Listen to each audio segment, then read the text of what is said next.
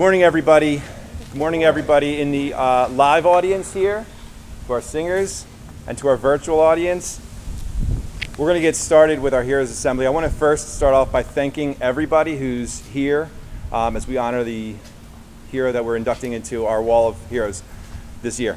For those of you who've joined us live, special thanks go to our board of directors, to our central office, and especially in no small part to Joe McGilvery, who is joining us virtually, for really being the driving force behind some substantial improvements to the courtyard and making this an more effective instructional space and more fitting environment for our Wall of Heroes. At this point, please rise for the salute to the flag. I pledge allegiance to the flag of the United States of America and to the republic for which it stands, one nation, under God, indivisible, with liberty and justice for all. Thank you.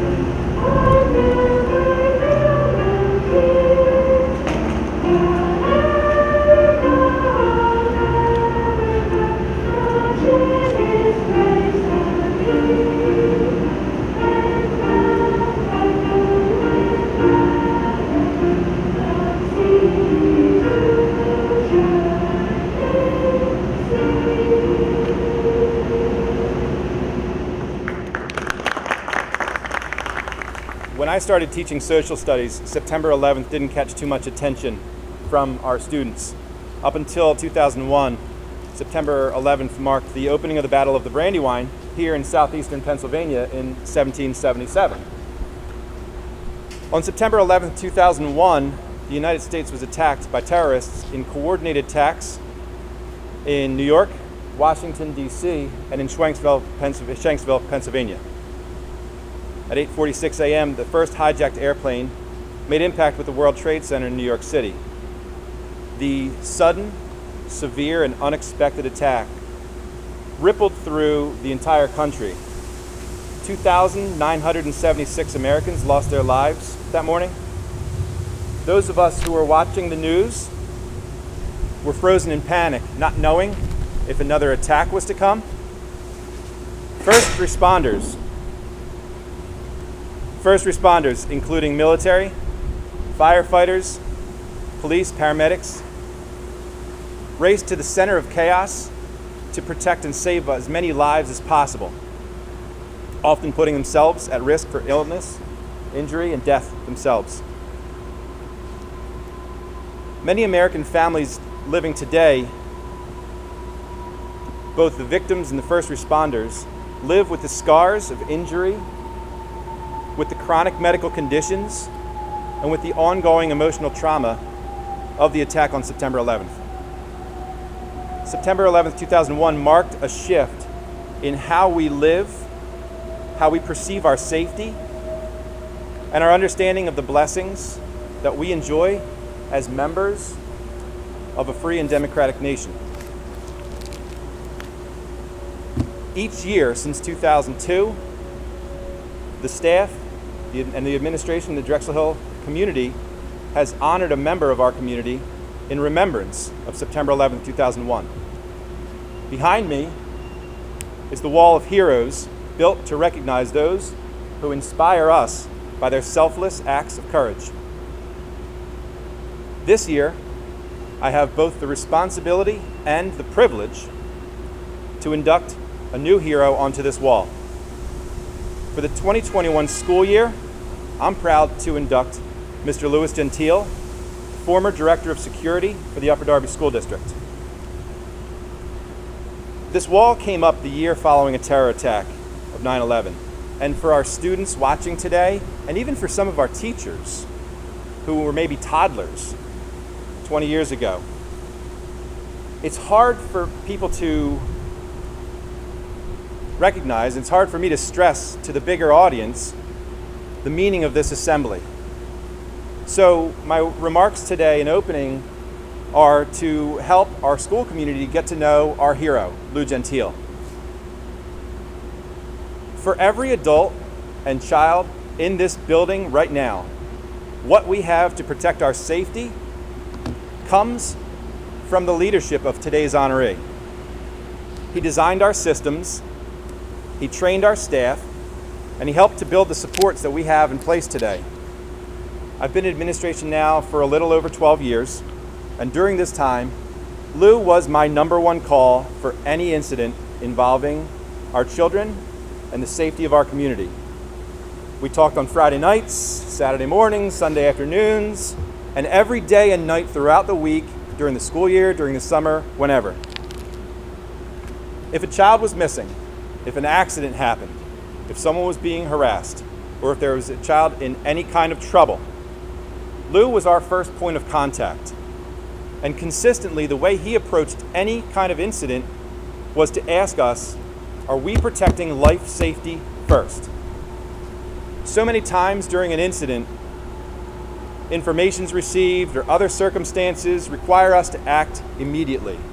And for a lot of people, a high-stress situation causes them to react or to make decisions that are clouded by fear or panic.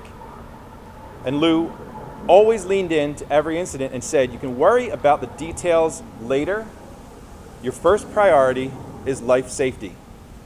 And I know that seems very simple to hear, but I'll never let go of that leadership and those words. For his service to our community and the tremendous impact that he has had over all of us, Lou Gentile fits the characteristics of the heroes on this wall. And I hope that when you pass this courtyard or when you see these names on this wall, you can think about the powerful role that he served in protecting our safety in the years that he was with us and in the years that we continue to follow the path that his leadership laid out for us. It is now my honor to present, on behalf of our school, this plaque to our guest, Mr. Lou Gentile.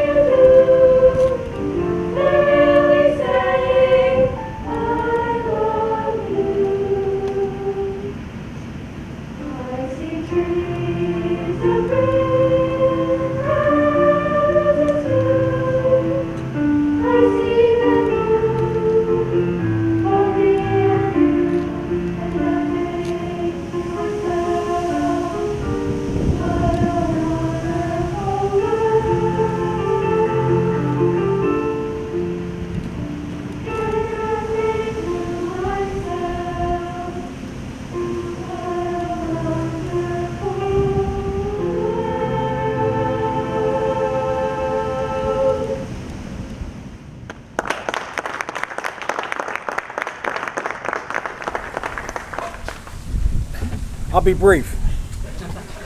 I will be. I'm usually not at a loss for words, but this humbles me like you guys have no idea. So to say I greatly appreciate this is, I mean it. I really do. Thanks to the young ladies, beautiful voices. Thank you so much. I think when you work for the public and you do certain things, you don't culminate to this type situation. You do it, and then things happen, and you get recognized, and that's great, but you don't do it for it.